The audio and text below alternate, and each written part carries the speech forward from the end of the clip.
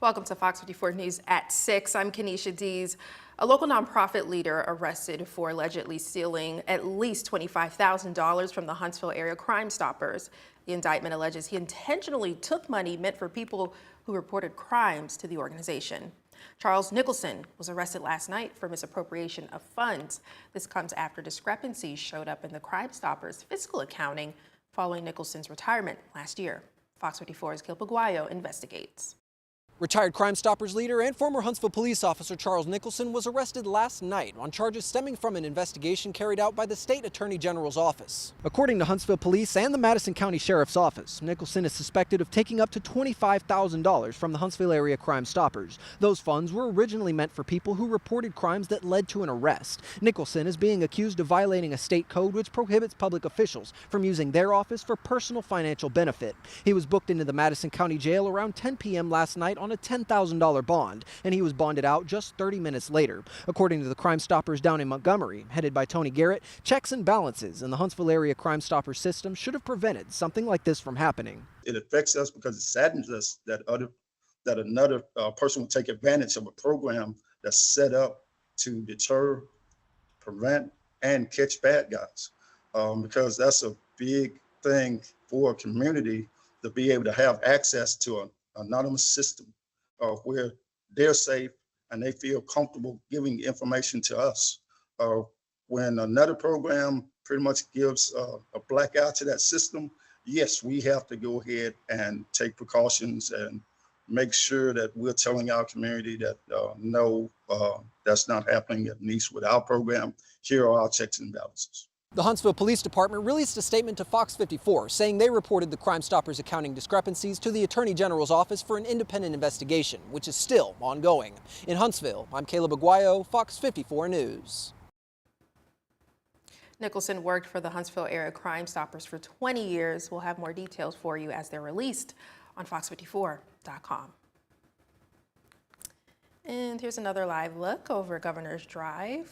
It looks like a very easy commute. Cars are moving about. The rain has stopped, at least over in that area. And we can see still a little bit of the sun setting tonight. Let's bring in Fox 54 Weather Impact Chief Meteorologist Jordan Dressman. Jordan, it looks completely different on your screen behind you. Yeah, it's really quite fascinating, isn't it? What a difference just a couple of miles can make. I know exactly where that picture is on Governor's Drive, and we're only just a few miles away here at Fox 54, and that's exactly where this camera is positioned, right on top of the building. We're looking northbound on Memorial Parkway. We're kind of looking into the rain, and I'll show you radar here in just a little bit that we're looking into the rain. Now, right outside the building, it does appear that the rain has stopped. If it's continuing, it's just at this point a really light drizzle. Obviously, the parkway is going to still be wet. It's going to take some time for the roadway to dry out, but the traffic seems to be moving smoothly, regardless if anything is still falling from the sky or not. And really, this is the only place that's been talking about some rain. Otherwise, we're dry across the entire Tennessee Valley. But zoom in here, we look just to the north, and we're just to the west of Hazel Green, and there is a pocket of moderate, maybe some more heavy precipitation. And that's really the only rain we're talking about across the Tennessee Valley. So if you have any sort of fears as far as Friday night football is concerned, I really don't think there's much of any sort of a reason to be worried. And then we're going to continue the nice weather that we get this evening into the weekend. We'll discuss it in just a couple of minutes. Well, that is a relief. Thank you, Jordan. A woman in Hartselle was airlifted to a hospital today after getting hit by her own car, authorities say. According to Hartselle Police Chief Alan McDearmond, this happened in Sparkman Park. The woman was getting out of her car thinking it was in park. However, the car was actually shifted into reverse and rolled backwards, running her over. She was flown to a hospital for treatment. Her condition not known at this time. Falkville Elementary and High School dismissed students earlier today after a water main burst. This caused flooding and left buildings without access to water. Water flooded several classrooms at the elementary school, forcing administrators to relocate affected students to the lunchroom for breakfast service. The damage was so bad, students were sent home around 10 a.m.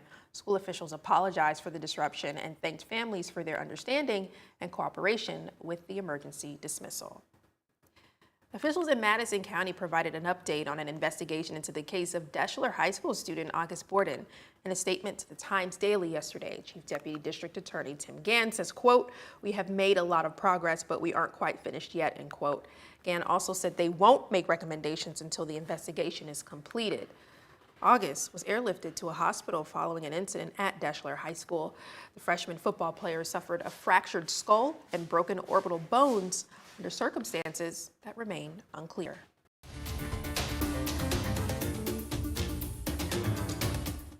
Limestone County Sheriff's Office is warning you about a popular phone scam. Suspects will try to call you saying you want a Publishers Clearinghouse prize. The scammer will then tell you to pay a fee to claim the prize. Authorities say suspects continue to use the Publisher Clearinghouse name despite the company having filed for bankruptcy earlier this year. The Sheriff's Office urges you to not send money to callers you don't know and report any suspicious calls.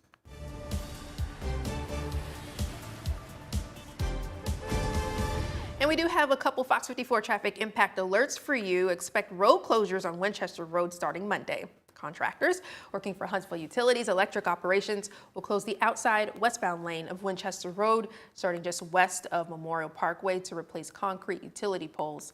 This closure will repeat through Thursday of each week from 7:30 a.m. to 3 p.m. until October 8th. You're asked to take alternate routes. In Decatur, a section of Davis Street closing on Monday. A contractor with Decatur Utilities installing a new sanitary sewer main between Wilson Street and Vine Street. The section will remain closed for 3 weeks. Do be careful if you have to drive near the construction site. Crews and equipment will be around the area. For more traffic impact alerts, visit fox54.com. Governor Kay Ivey announced more than $3 million in state funding for Alabama Department of Transportation road projects. Included in the list of projects is a full reclamation of Graham Street from Main Avenue to State Road 69. The project would cost more than $500,000, with $350,000 coming from the state's grant. In total, the funding will cover 13 road projects across the state. This is part of the year's funding under ALDOT's annual grant program created by the Rebuild Alabama Act. The Alabama Department of Public Health is once again addressing reports of cesium-137, a radioactive isotope in shrimp. In a statement, ADPH says, quote, ADPH is actively tracking this incident to minimize any impacts to public health, the economy, and the environment, end quote. The department, however, did say that no product has tested positive for cesium-137 in the United States, let alone Alabama. The shrimp was sold under Kroger and Aquastar brand names at multiple retailers in more than 24 states between June 12th and September 17th of this year. Anchor is recalling nearly 500,000 power banks because their lithium-ion batteries can overheat, posing fire and burn risks. They were sold nationwide at retailers including Best Buy and Target, and online between August of 2023 and June of this year. The Consumer Product Safety Commission says there have been 33 reports of fires or explosions tied to the devices. The batteries should not be thrown in the trash or recycling boxes. They must be disposed of at approved hazardous waste sites. Coming up next, the Transportation Department cracking down on commercial licenses for non-citizens, threatening states with lost funding if they don't comply. September is Hunger Action Month, and one fast food chain doing their part to combat hunger right here in the Tennessee Valley. We'll have more for you next.